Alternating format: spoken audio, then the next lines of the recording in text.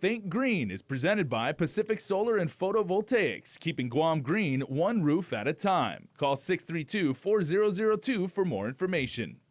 The ocean and the life it contains is one of our island's most precious resources. Recognizing this, the Guam Environmental Protection Agency has partnered with the National Oceanic Atmospheric Administration to conduct a survey of Cocos Lagoon, a popular fishing and recreational spot in southern Guam.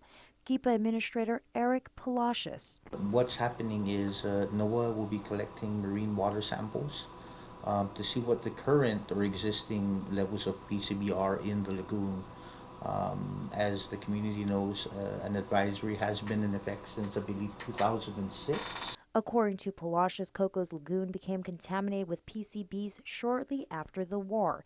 He says it is high time that the island knows for sure whether PCB levels are elevated or have gone down. It's my understanding that it originated from a former U.S. Coast Guard Loran station, which is a long-range navigation station, and this dates back to probably in the years just following the war, maybe early 50s through the 60s. Over the years, the U.S. Coast Guard has been tasked to monitor the PCB levels, and according to Palacios, they have done a decent job in monitoring and providing GEPA and NOAA with the information they collect. We met with them a couple of weeks ago, and we've asked them to step up their efforts in this regard, especially as we embark on this partnership with NOAA.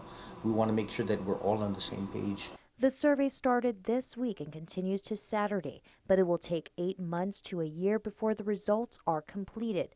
Palacios says that PCBs are a very hardy contaminant and can remain in the environment for many years, even decades. When the results come back, of course, if it's worst case scenario, we will work with public health and figure out how we can amend our weekly advisory. Public health is going to be interested to know whether or not they have to expand on their advisory and maybe closure options at that point.